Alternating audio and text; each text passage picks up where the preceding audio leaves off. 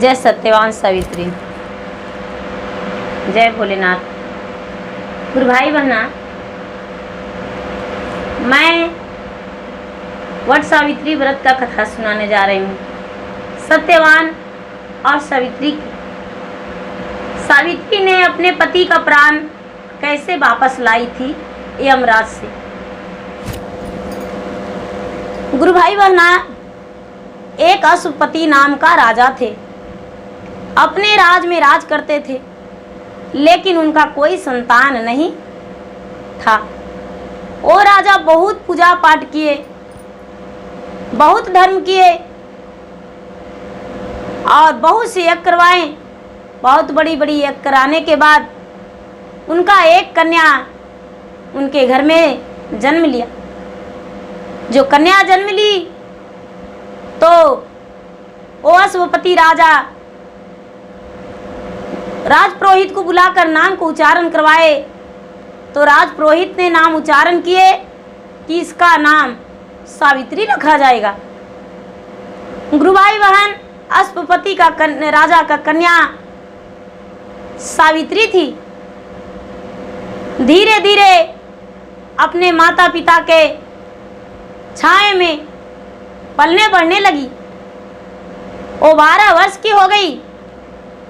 जब 12 वर्ष की हो गई तो शादी का योग हो गई। अश्वपति राजा की जो पत्नी थी वो अपने पति से कहती है, हे राजन, मेरा सावित्री अब बड़ी हो गई है, उसे विवाह करना बहुत जरूरी है। अश्वपति राजा कहते हैं, हाँ ये तो सही कहते हैं, लेकिन उसका वर चुनने का उसी पे हम सौंपेंगे। अपने कन्या सावित्री को बोले, हे बेटी, तू घोड़े से चली जा मंत्रियों के साथ और अपना पति खुद चुनकर मुझे बता देना। जो सावित्री थी घोड़े सवार होकर वर चुनने के लिए अपने मंत्रियों से के साथ चलने लगी। चलते चलते चलते चलते चारों दिशा में घुरी, चारों ओर घुरी और अपना राजभवन लौट आई। जब राजभवन लौट आई तो अपने उसके पिता कहते हैं, अश्वपति राजा, बेटी तूने तो पूरा चारों दिशा घुरी, क्या तुम्हारा यात्रा का सफलता मिला? कोई वर पसंद आया? सावित्री कहती है, हाँ पिताजी, मैंने तो अपना योग वर ढूंढ लिया हूँ। मुझे अपना योग वर मिल गया है। तपोवन में अपने माता पिता के साथ सत्यवान जा रहे थे। मैंने तो उसे देखकर पसंद कर लिया हूँ।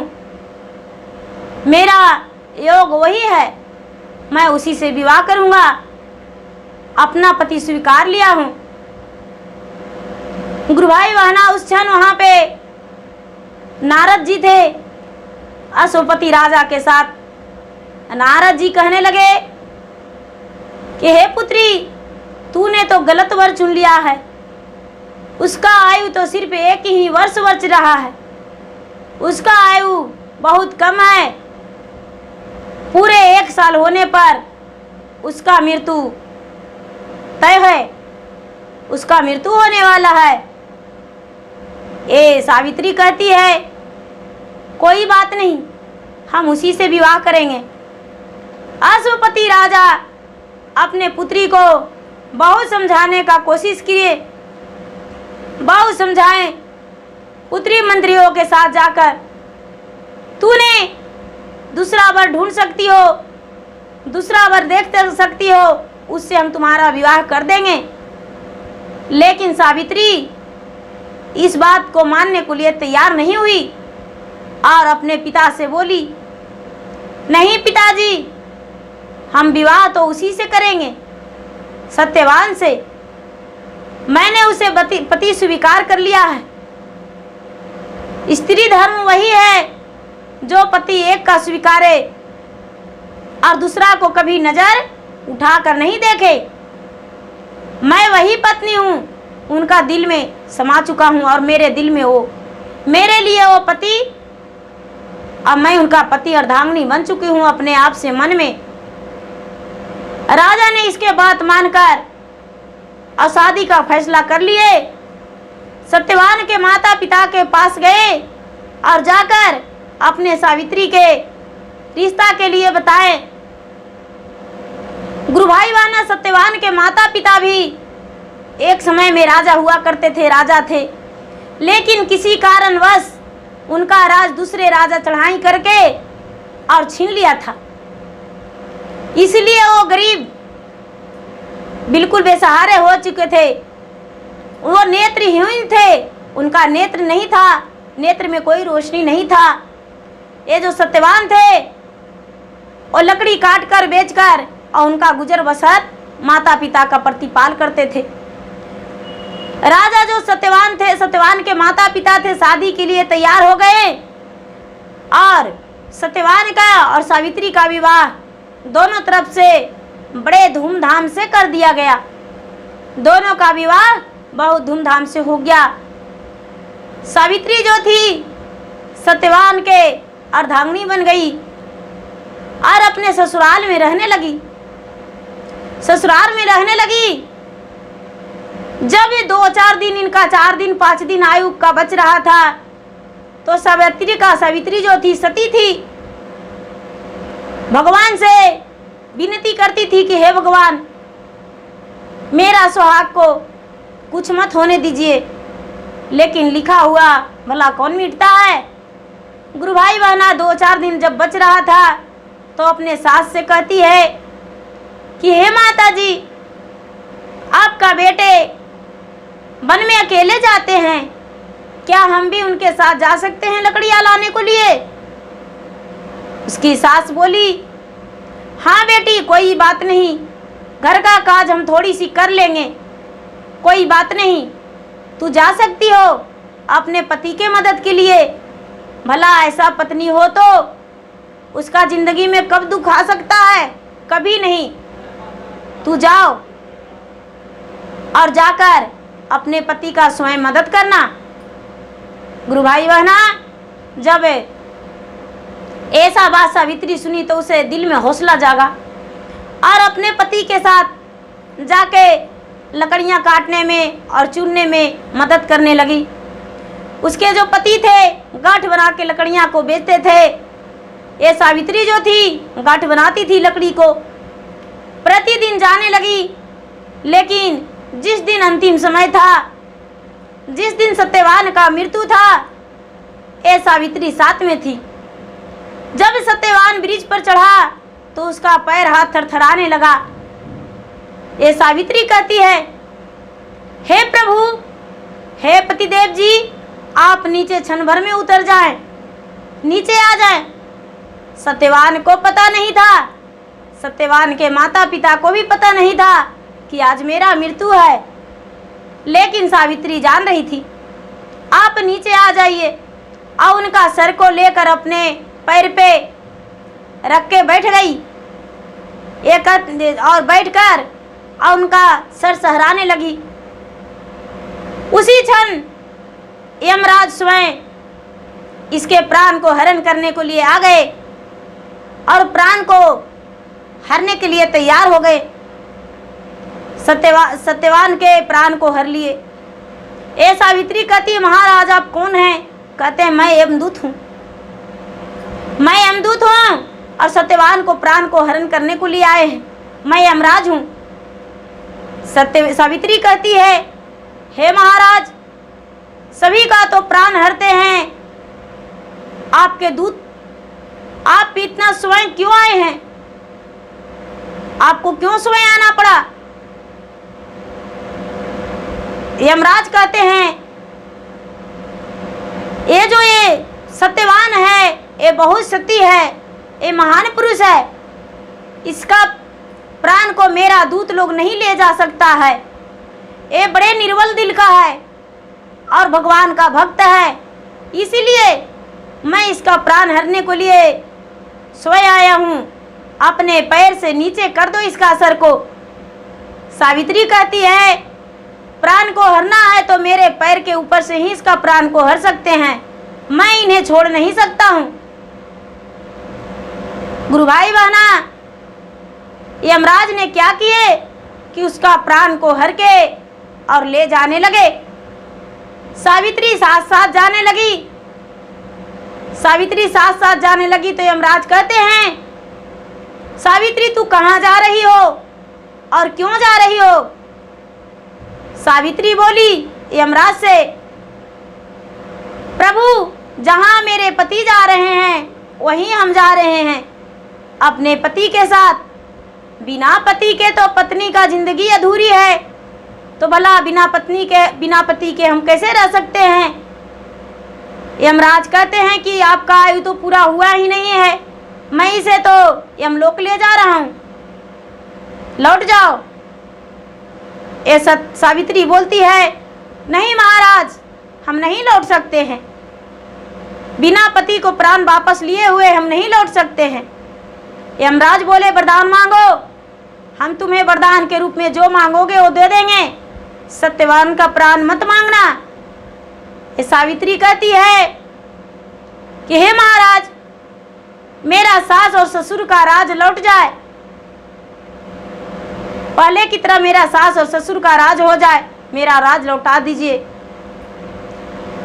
यमराज जो थे वरदान के रूप में वो एन मस्तु कह दिए, फिर आगे चलने लगे। सावित्री पीछे पीछे जा रही थी। फिर यमराज कहते हैं कि तूने वरदान मांगा, हम तेरे वरदान का पूरा कर दिए, अब तू क्या मांगती हो?